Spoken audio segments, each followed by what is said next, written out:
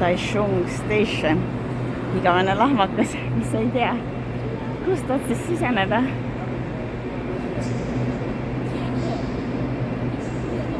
Aga sõid läheb mul täna Tainanni natukese aja pärast. Tulin veits varem siia autojaama, sest nagu ütlesin, igavene lahmakas, ei tea isegi kust otsast siseneda. Näib, et minu rong 109 läheb platvormilt 1B. 3, 2, 5, kus see 1 on? Ma arvan, et nüüd olen leidnud õige koha. See on siis tavaline raudteejaam, kus sõidavad need TRA rongid, mitte siis kiirrongid. Ja seal üks tavaline rong hakkab liikuma. 2 tundi rongi sõitu ja astusin välja Taiwani originaalses pealinnast Tainannis. Tainan on Taiwani vanim linna. 400 aastat tagasi juba miski hakkas siia linnaline asula tekkima. Ja jõudsid siia nii hollandlased kui hiinlased, kõik, kes Taiwani avastasid. Ja peaks olema siin päris palju päris ajaloolisi vaatamisväärsusi. Rongijaam oli Taichungi omaga võrreldes tublisti tagasihoidlikum. Esmamulje tänavapildist selline. Kui ma küsisin Geminilt, et mida ta mul Tainani kesklinnas näha soovitab, siis tema soovitas kohe tervet rida templilaadseid ehitusi.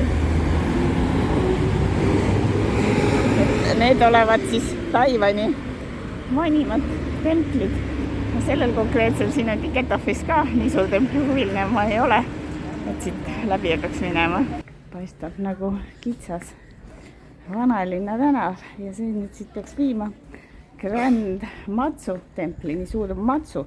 Matsu on siis mereteiti, ma ei tea, kuidas seda tõlkida õigesti, jumalus või pühadus või ühesõnaga ajalooliselt väidetavalt juttude järgi 10. sajandil kusagil elanud keegi naisterahvas, kes kaitseb eriti meremehi ja kõike meretemaatikat. Ja kelle hauks on praegalt käimas palvelennakud. Üks palvelennak vist eile lõppes, aga teine palvelennak toimub. Ja siis see Grand Matsu tempel. Nüüd siis on see suur Matsu.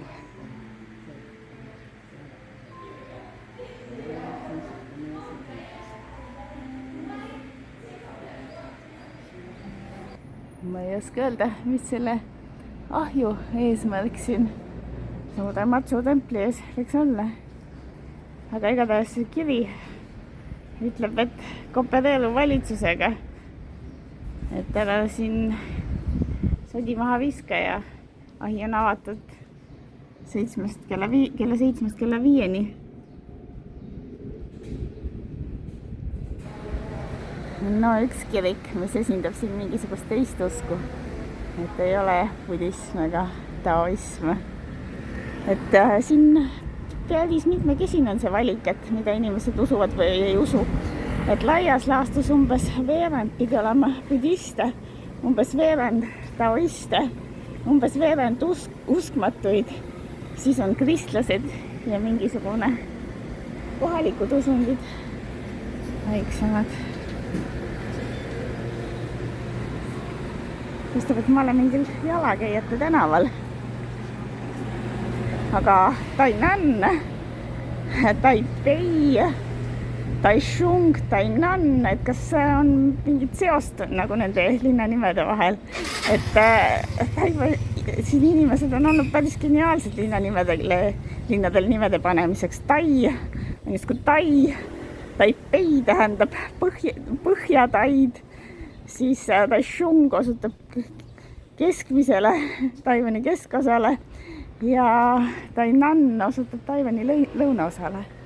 Aha, veel mingisugune pühakoja laadne asi siin. No muidugi seda sorti pühakojad, taoismi ja budismi need hallid. Need on kõige silmatorkavamad oma kirevas värvilisuses. Pole midagi öelda, mõned seaded näevad visuaalselt päris ilusad välja. Siin on mingi järjekordne tempel.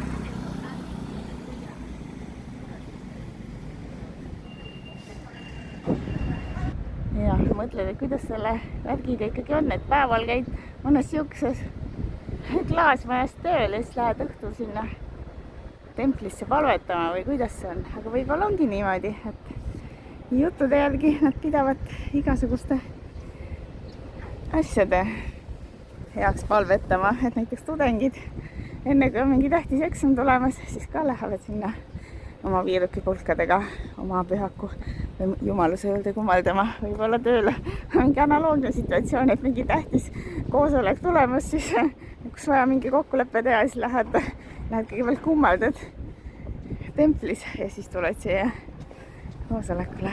Siin on mingisugune kanal ja moodsamalt sõlti linnaosa.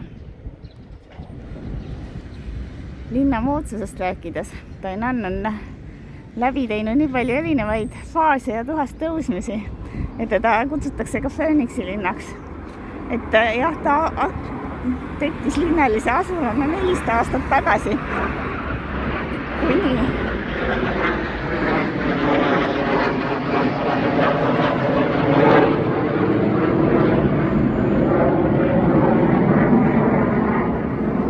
hävitaja lendab siukse müraga, et katkestab jutu ära.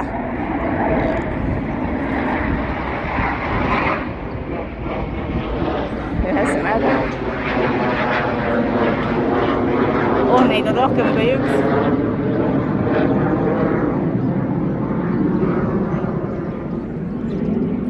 Katkestab jutu ära, ühesõnaga ma rääkisin seda, kuidas Tainanil on olnud väga erinevaid faase ja kuidas ta on tuhast tõuseb Fööniksi ja oli siis Taiwani pealinn 1885. aastani, mil pealinn korraks viidi Taichungi ja siis 1887. aastal Taipeisse.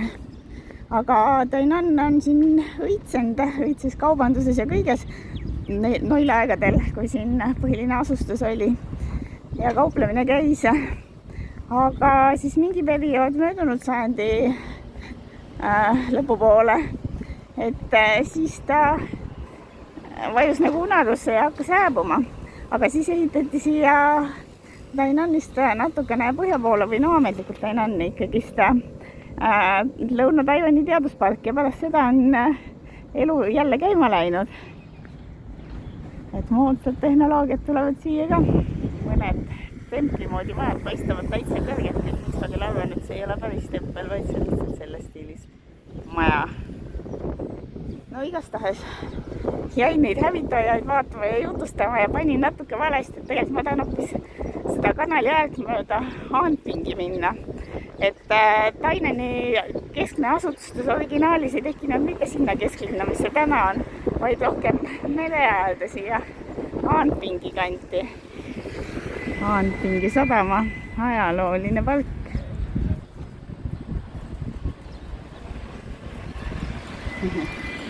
Sellised tegelased. Töö käib.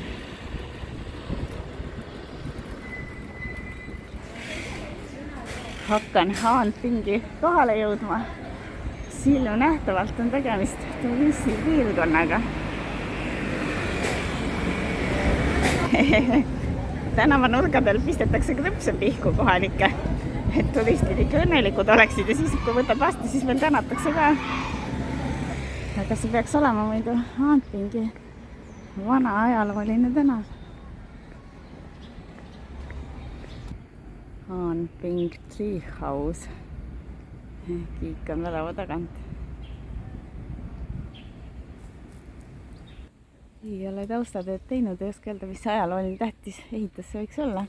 Aga sedasi kenasti nende Banjani, mis iganes puud nende varjust on. Üks lagunenud maja. Kilpkoned mõjusasti siin Hanpingi kindluse kompleksi juures. See on siis post, kuhu need originaalsed saabujad, hollandlastest saabujad, Hollandi Ida-India kompanii, et kuhu nad tegid omale kaubanduspunkti. Kindlus ise saab seda veits seirata. Maksumüüri taga on ta, sisse saab ka minna. Noh, pole kallis tegelikult. Mingi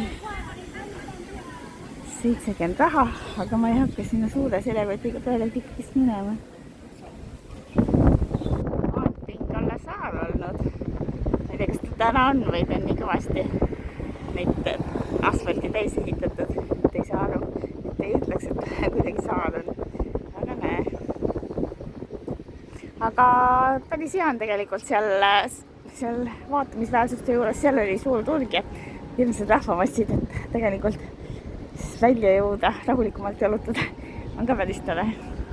Ja nüüd ma lähen siis kanali teist kallast pidi tagasi kesklinna. Paadid või palved nagu suured sussid peal. Brown hotell, hallmaja. Päris väikene tuba, aga paistab väga praktiline.